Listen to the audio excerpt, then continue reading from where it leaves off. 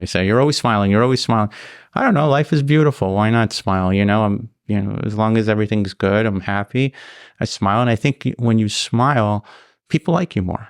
So especially if you're trying to convince clients or if you're talking to people or in front of a jury, if you smile, people like the person that smiles. Welcome to the Tip the Scales podcast, where we discuss running and growing your law firm. I'm your host, Maria Monroy, president and co-founder of LawRig. Today, I am joined by Sagi Shaked. I am super excited about this guest. He is one of my favorite lawyers in the legal space. If you've ever met Sagi, he is the friendliest person. Also, in my opinion, the best dressed lawyer. He's super impressive. He recently had a settlement in excess of $100 million. I got to watch him speak at a conference, so we touched on his TBI presentation. We talked about his positive mindset and belief that he can always learn something new. I hope that you guys enjoy this episode. Tell us your name, law firm. So my name is Sagi Shaked, and my law firm is Shaked Law Firm. We're in Miami, Florida. How long have you had the firm? So I've had the firm since 2007. And you recently had a huge settlement. I want to start with that. I know we can't really talk about it, but it was in excess of $100 million. Correct, yeah. That's amazing. Yeah. I wish I had generated that case for you. It would have been nice too. I know. You can generate one for me. That would be nice too. I'm working I'll on take it. one. I'm working on it. So I watched you speak today, and you talked about TBI cases and how many cases are out there and people don't even know that they have a TBI case. Can we talk about that for a minute? Yeah, absolutely. Because I thought it was fascinating. So what advice would you have to lawyers that don't know much about TBI? Like, what should they look for? Basically, what are those like hidden cases that they're there, but they don't know? Like, what are some of those signs? So sometimes you get the TBI case that's obvious. Someone got their fractured skull. That's an obvious TBI case. What we spoke about today was more of the mild traumatic TBI cases where you have a closed head injury, meaning the head wasn't cracked, there's no fractures, the person looks normal. Those cases, there's a lot of those cases, and I think a lot of lawyers are missing the big picture for their clients. So they're not doing their clients justice when they ignore the traumatic brain injury. So one way to do that is to first get educated, really learn about traumatic brain injuries. And if you see you have someone who's, whether they lost consciousness or didn't lose consciousness, if they're having signs and symptoms of a brain injury, and there's so many of them, you really, if you haven't done one before, work with a lawyer who's experienced in handling TBI cases. This way you can learn, and then you become better, and then you can handle them on your own. Is this one of the things that you specialize in? My main focus is TBI. I really like studying the brain, focusing on the brain, and then helping people is the key. And what are some of those signs that people should look for that aren't obvious? Let's say someone's in we'll talk about an accident, an auto accident. One sign is if they're at the scene, if they lost consciousness, that's great. Insurance companies love loss of consciousness, but that doesn't mean if a person doesn't have loss of consciousness that they're not injured. So for example, you could be dazed, confused at the scene, dizzy.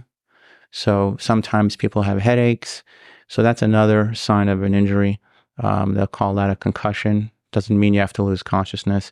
And that's a sign right there that you need to start looking into that case, get them to the right professionals who can help them, because if they do get the help early on, they can get better. I heard you're the best dressed lawyer. I don't know who told you that. A lot of people, actually. Okay. Tell us what you're wearing right now. What I'm wearing right now? Okay. Let's start with your shoes. I got Prada shoes on, and then I got a suit. Where's your suit from? I don't know. This one is, I think this one was tailored for me. And then a Hermes tie. Nice. You are very well dressed. Thank you. Always. Thank you. Even when you're not in a suit. I don't like to be in a suit, but for work, it kind of requires, imagine over 20 plus years in a suit. It kind of gets old. There's nothing exciting about it. Do you wear a suit to the office or no? I do, yeah. Every day? Every day. Sometimes on Fridays. Fridays we try not to wear suits. But I think it's important that you show that you're a professional and that your team sees you as a professional. And then clients come in, they want to see a lawyer. They want someone who fits that part. So if you come in a t-shirt or a sweater or shorts and you're not fitting that lawyer part, that's an image that they don't like. And I think you can lose clients that way. That's interesting because I feel like so many, especially young lawyers, utilizing social media to get cases are kind of going for the opposite effect. It's like, oh, I'm a real person. I'm like in shorts and a t-shirt, and they're generating cases that way. Right. And maybe some people have a different way of generating cases, but what I want to communicate is when you come to my office or you're going to get representation, you're going to get a professional, not someone who's a professional TikToker or professional Instagrammer. I'm going to sit there. I'm going to work on your case. I study this stuff. I love this stuff. So I want to really represent people and help them out. And maybe there is, a different avenue. This isn't the only way to do it. So some people have one way of doing it, and I have a different way of doing it. But I guess you call it more old school. People want to see you in a suit, and that's what they think of a lawyer. And I've had numerous clients tell me that they've gone to other law firms. They weren't dressed the part. They didn't feel comfortable with them. So for me, it works. Doesn't mean it will work for everyone, but I think it's the right way to do it. I agree with you. I would not hire a lawyer that was like chilling. I just wouldn't. Right, because think about it. You want someone who's going to portray that they know what they're doing, that they're confident, that they respect themselves. So it's part of you got to wear the suit, I guess, and portray what it is that you know. And plus, you portray success. It plays on everyone from defense lawyers to the insurance companies to everyone involved. If you're in front of a jury, are you comfortable in that scenario, being in a suit, being able to talk, being able to represent yourself and your client? If we think of like television shows and we think of like suits, right? Like how's Harvey Specter dressing? Right. Right? Like we have an idea of what a lawyer looks like, and you're going to convert better, especially digitally, if you look the part, right? Because it's what we think a lawyer should look like. Right. Yeah, that's exactly true. Yeah. If you watch that show Suits, Harvey Specter is always dressed to the T. I have such a crush on him. Do you? I didn't know that. But he's dressed to the T. Now his associate's not always dressed to the T. No. But it's part of the show and it's part of what people expect. So you kind of got to give them what they expect. They want results, but they also want someone to look like a lawyer if they're going to be their lawyer. Now you're in South Florida, and I have a question that maybe all lawyers already know the answer, but I'm curious. All the tort reform that happened, how much did it really impact you?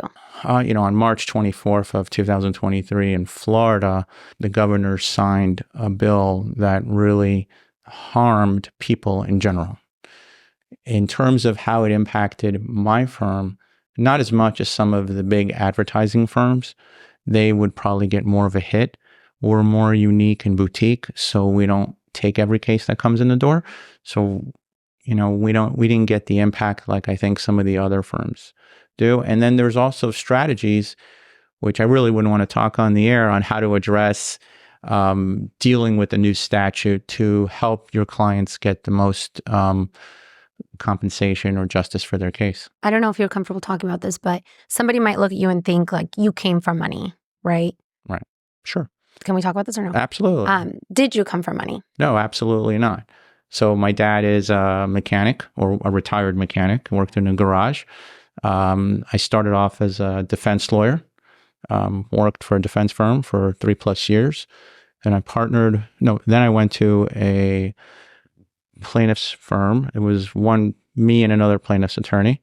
I worked for him for about 2 years, and then I partnered with one of my buddies. And after a year with one of my buddies, I took out a loan for $10,000 and started my own firm. So no, I didn't come from money. It would have helped. I would have loved to have had a firm all set up, and and I wouldn't have to go through years of hard times. But so it would be nice. But no, that's not the way it happened. So I'm curious what your mindset is like and your habits. And the other thing, if you guys have never met Sagi, you're always smiling. You're like the friendliest person. My husband and I actually one time were like, did he learn that, or is it just innate? And I asked you once, I don't know if you remember, I'm like, did you teach yourself to smile so much? And you're like, no. No, I don't know. Everybody does tell me that. The smile, they say, you're always smiling. You're always smiling. I don't know. Life is beautiful. Why not smile? I'm, as long as everything's good, I'm happy. I smile. And I think when you smile, people like you more.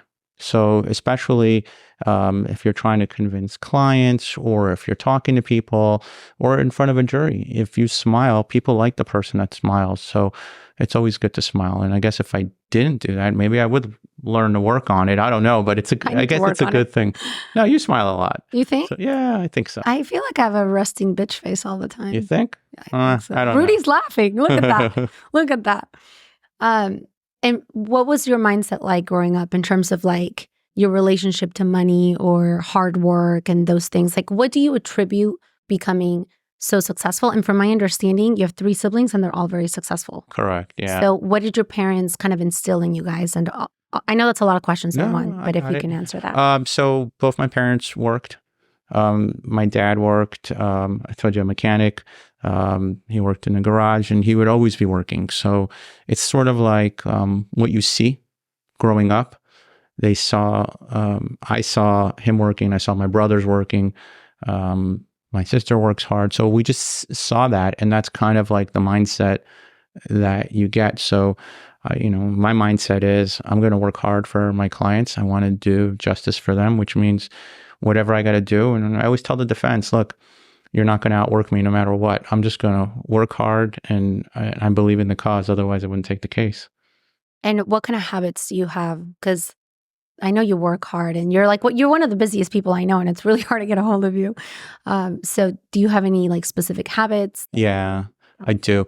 And then, I read that book, Tiny Habits. You told me about that one. Then I read Atomic Habits. But I'll tell you, my habits are I wake up in the morning and I'm generally working out in the morning. Unless there's some emergency or something goes on, I'll wake up early enough where I'm working out. I'll then head to work. How early do you wake up? It depends. Lately, it hasn't been as early as it used to be. So like by 6:30, I'm working out already. Jeez, that's early. No, I think that's late. But, Wow. it just depends when you go to sleep, So I go to sleep like around 11:30, 12. And so by 6, I'm up. 6:30, I'm in the gym. I'm working out. And then by 7:30, I want to be done with the gym and then just get my day started. So that's probably the most important habit for me. That's how I get my day started. Clears my mind. I don't think about work. And then in terms of like how you structure your day, what are your habits in terms of prioritizing? As soon as I get to work, I'm checking all my bank accounts. So that's like number one. I make sure everything's okay, that the money's still there. Then I can, Are you worried it's going to disappear? Of course. Then I have peace of mind that my money's there. And then I continue with the day, make sure everything's okay. Because there's a lot of fraud and we've had fraud in the accounts. Yeah, people. How many bank accounts do you have? A lot. I figured that a lot because, there's issues to make sure that, you're protected. So it's a little bit of a job. It's like 15 minutes to get everything done in the morning. And then the day starts. The day doesn't start until I work out and check my accounts. Then I'll start everything. I'll check my emails, if sometimes you get a new big case on the phone, you got to drop everything. And that kind of, throws a monkey wrench in the schedule. But if there's no cases calling, which would be an odd day, I would check emails and then continue on whatever's on my schedule. So I feel like last year I barely saw you at any conferences, but you're back on the circuit this year. I'm back on the circuit. So my son, who's going to UCLA, is a freshman. And for some reason, I've always told him I want him to do what he wants to do, but then he told me he wants to be a trial lawyer. So he got me excited again to want to, try cases. And so that's why I guess you'll call it back on the circuit and the speaking circuit and making sure I'm out there networking, meeting people. I want him to not have the hard time that I had, the struggles at the beginning, and then put him into the conferences early as opposed to wait till he's a lawyer. So that's kind of why I'm back at it, because I feel like I'm re-energized. That's so cute. Yeah. You have 2 kids, right? I have 2. My daughter's going to be a lawyer, but I don't know that she wants to practice. Or at least that's what the situation is now. So you spoiled her too much? A little bit. Yeah. Yeah. We won't talk about that. Do you worry about that though with your kids, like over spoiling them? Like I worry about that so much with mine. In a sense, but again, if they work hard and they get the results they need to get, which is get your grades, don't do drugs, be a good person, then I'm okay with spoiling them a little bit, because that means they're doing what I want them to do. Yeah. And then they can still do their own things, but as long as you do well in school and you're a good person, a good human being. That's the most important part. Do you feel that networking specifically at conferences has helped you generate cases, get referrals, help the community? How do you feel about that? Yeah, I mean, conferences are awesome. One, you get to learn. And I really do it. Like even today, when other people are speaking, I'm still learning. Is the learning curve as high as it used to be? No, but I'm still learning. So I like learning all the time, and I'm always trying to learn. And then you learn from your friends, the people that you meet. I'm always meeting new people at conferences, and they have different ideas on how to do cases, and everybody comes from a different walk of life. So they have their way of doing things, and it's a different way to persuade someone, or a different way on how to present something. So while I'm making friends and networking with people, I'm also learning from them. And at the same time, I do get cases from the different speaking engagements that I've done over the years. It's funny. This reminded me a very long time ago. I mean, this might have been like right after COVID or maybe even pre-COVID. We were at a conference, I don't remember where, and somebody said something about like not going to the sessions. And you were like, what do you mean? There's always something to learn. I always go to the sessions. And I remember thinking, like you have that mindset of like, there's always something to learn and like life excites you. Yeah, absolutely. So if you look like on some of the, and it's funny because I see it sometimes like on AAJ or some of the other conferences, they put their promotional materials out there. And I'm always sitting in the front, so you always like see a picture of me, or sometimes not because I'm looking to get my picture taken. I don't really care about that. It's more of I'm interested in actually learning. I'm interested in getting better. I think if you're not getting better, you're getting worse. You can't stay the same. So I'm always looking to get better, get educated, learn more, and the more I learn, the better it is for the clients, and the better for me, obviously, and for in front of a jury and in front of an insurance company, whether you're moving a claim, how you're, moving the claim forward. So always looking to learn. Yeah, I love that. I think that that's really, really important. And I worry about that with my kids. Like I read this book called Mindset. I forget who the author was. No one told me about that book recently. It's really good. But when I started reading it, I was like, oh, I don't know if this applies to me. Like I don't have, because it talks about like a growth mindset versus a non-growth mindset. And I have a growth mindset. So very quickly I was like, I don't know about this. But then I thought of one of my children and I was like, oh, I need to read this, because it's that idea that like you can get better, like you can change your life, right? So when I ask you about mindset, that's kind of what I'm getting at. I think you have a very particular like positive mindset, but also combined with like you said, you will outwork anybody.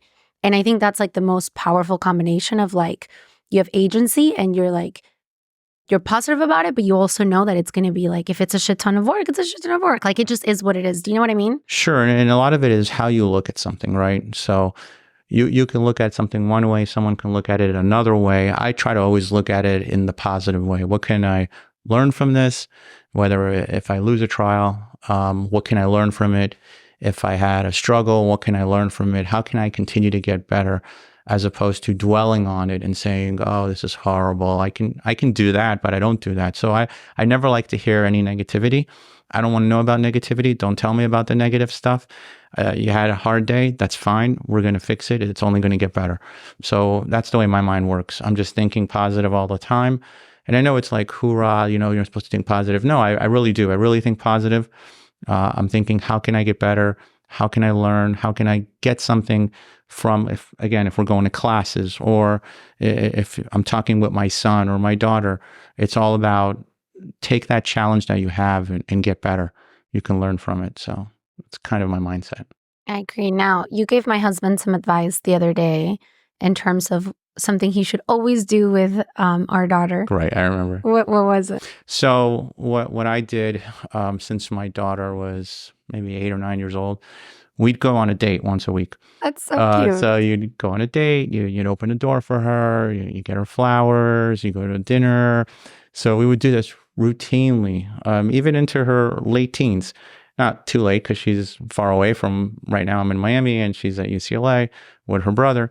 So, but she remembers that. And I think it's impactful on the relationship that I have with her. Obviously, it's different than I have with my son, two different types of relationships.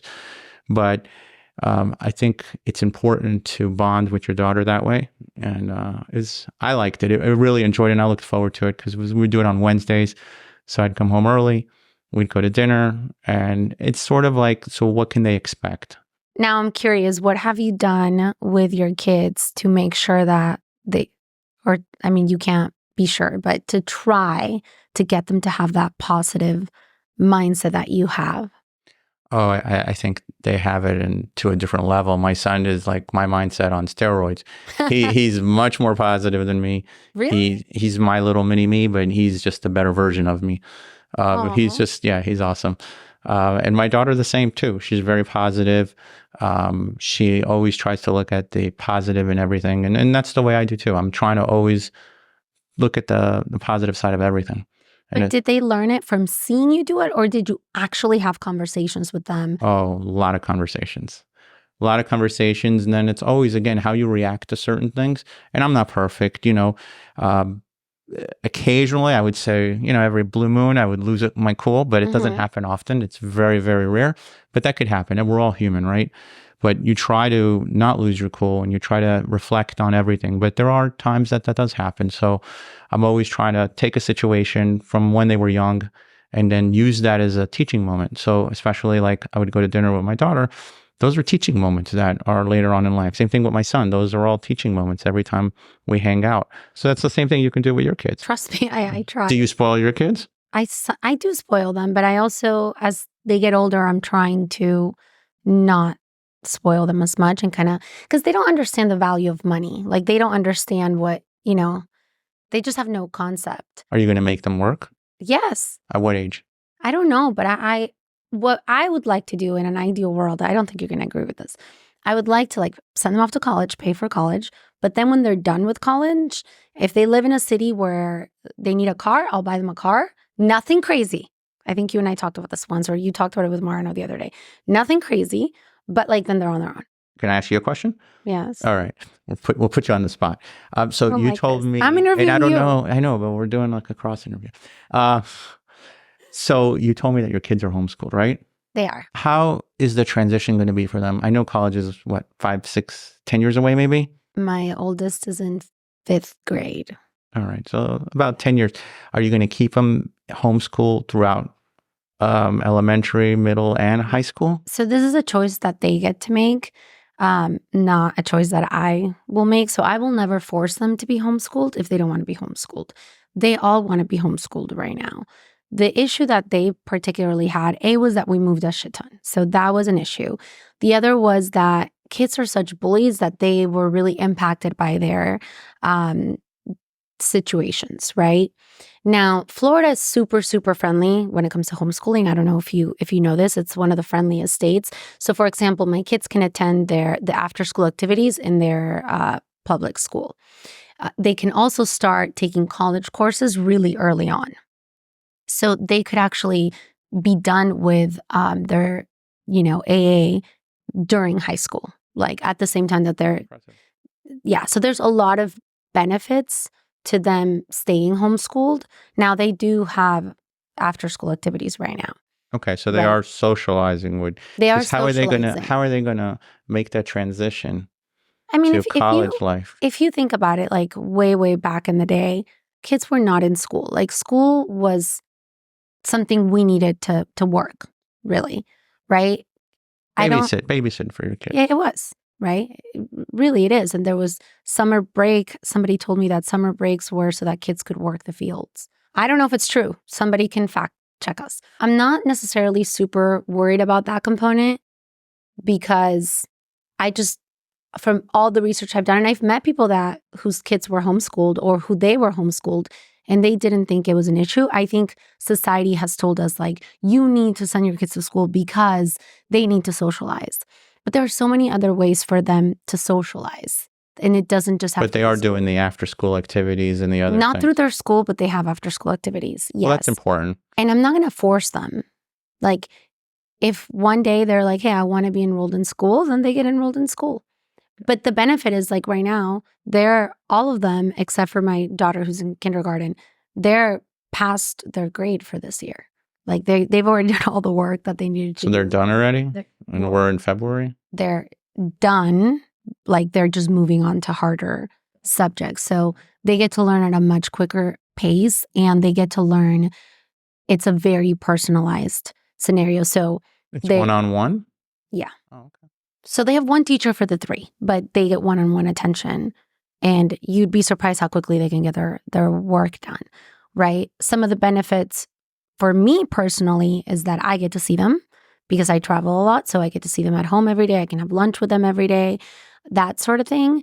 And then the craziest part about it all is that they became much happier kids when they started to be homeschooled, to the point that it kind of breaks my heart. Well, you know your kids, so you're making the decision. Whatever the decision is, it'll be the right decision. I mean, we'll see, It's also not, in some ways, it's not ideal. I have them home all day. It's tough. You got to entertain them sometimes. And I work from home. And Mariana works from home too? And Mariana works from home too. But I mean, they have a teacher, right? The teacher is there from 9 to 4 every day, Monday through Friday. And they have other activities during the school day, right?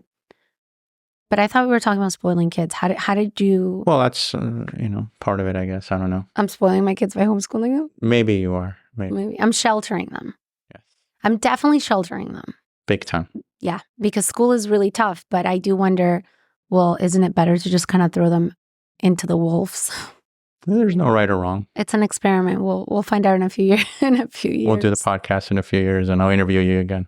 Alrighty. Well, thank you so much for joining me today. Yeah, absolutely. Thanks for having me.